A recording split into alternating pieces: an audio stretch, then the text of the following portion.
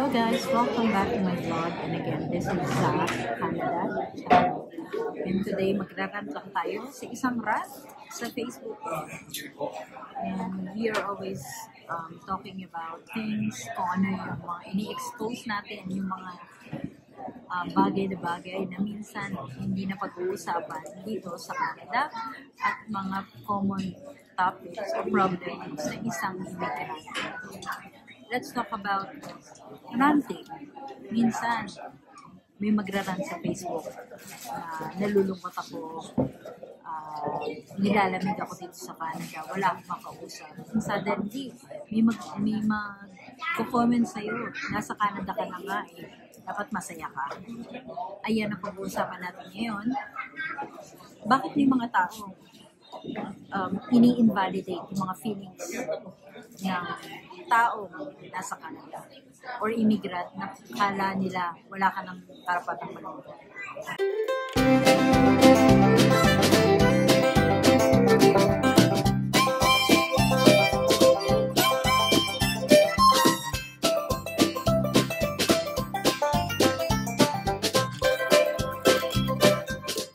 So let me rant about this.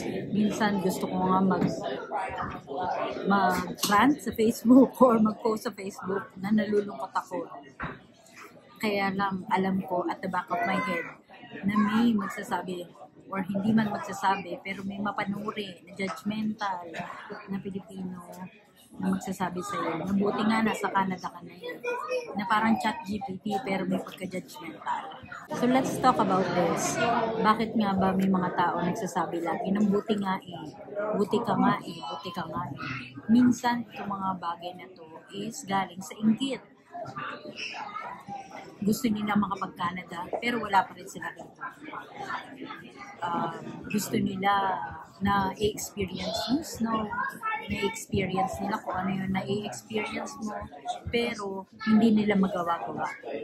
And the next one is misplaced gratitude. Ibig sabihin, hindi nila kinakount yung mga blessings nila.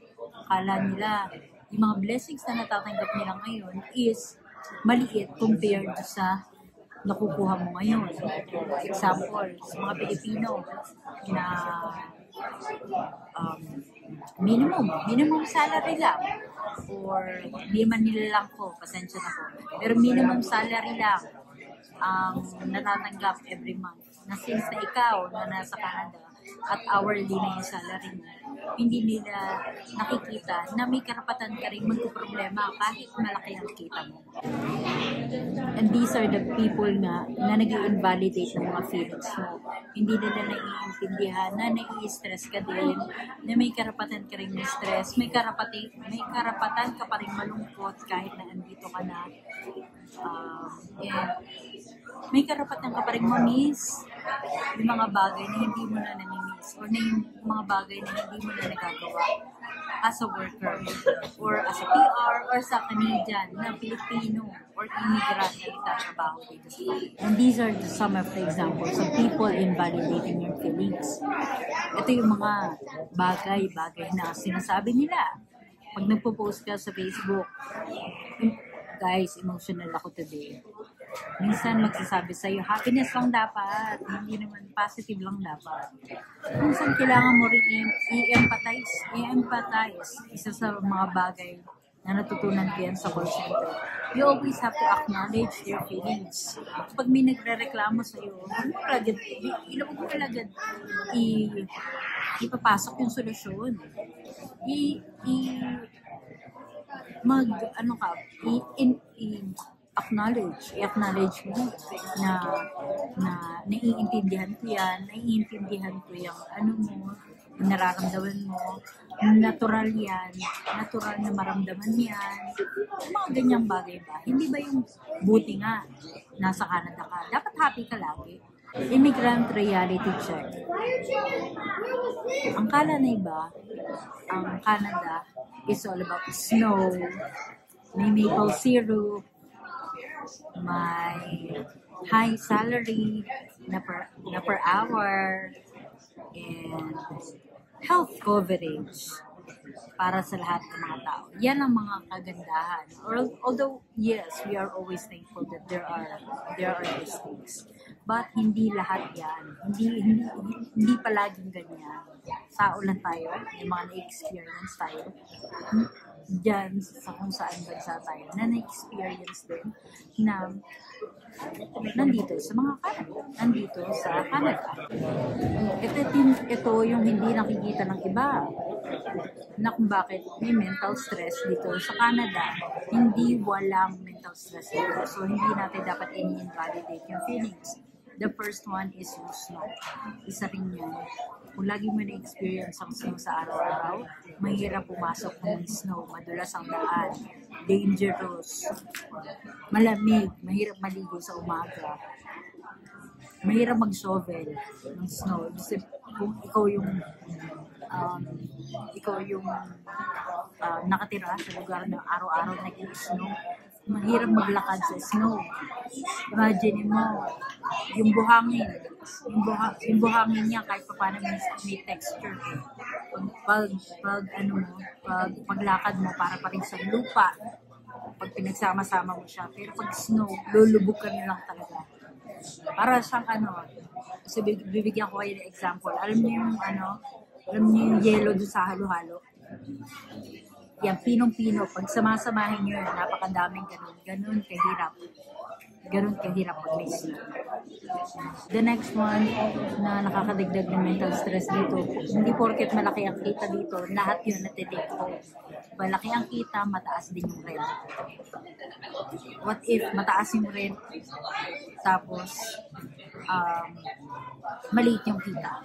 Hindi sapat yung ini-earn per hour dito. Pero napakataas ng rent. Gaya lately, tumaas yung mga rent ng bahay, tumaas yung ang tawag yan, monthly fee kapag rent sa bahay dito. Sa pagdami ng mga sa pagdami ng temporary foreign workers, ng immigrant. At dahil doon, yung mga tao na sumusweldo lang na sapat, yung minsan, di ba, part-time lang.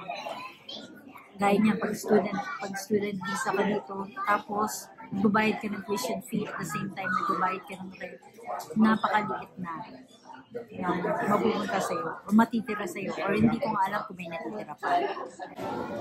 The next one is no family support. Walang tito, walang tita dito.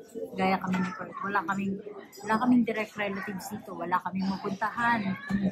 Kung namin. Bawa ko, Pasko, New Year. Ang hirap. Buti, di ba? Sometimes hindi natin kailangan i-invalidate kasi yung mga tao gaya namin, gusto namin masaya kami sa Pasko, sama-sama kami pamilya, sama-sama kami kakain, we-welcome ang New Year. Pero since wala kaming pamilya dito, kami dalawa lang, or si Nem. Yan, naging isa namin kaibigan.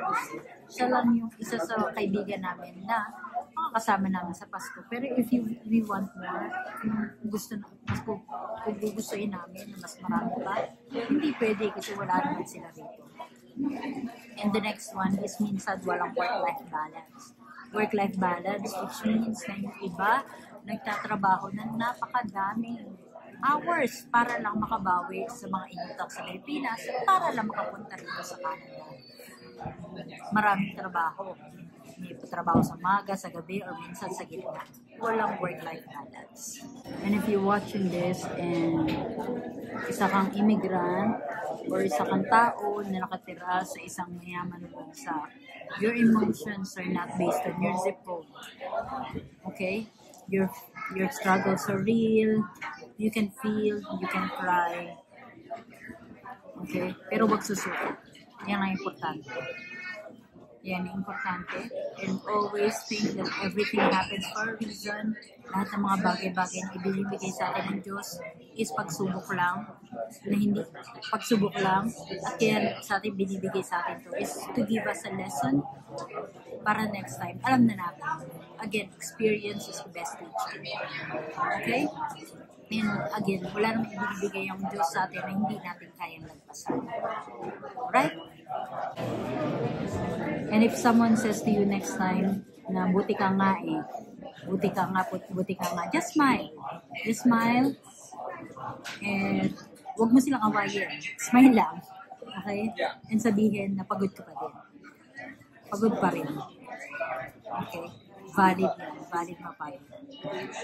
Okay? So once again, my name is Za. Don't forget to join my channel. Like this video kung may natutunan kayo ngayon. And don't forget to comment kung paano natin i-uplift yung mga buhay-buhay ng mga kababayan natin na may pinagdadaanan ngayon sa buhay. You can share this video para din sa mga taong napaka-nega rin sa buhay. Na puro negative thoughts ang alam. Okay? So, alright. Thank you for watching. Until next time. At laging tatandaan, hindi kailangan maraming pera, basta may peace of mind. I'll see you again.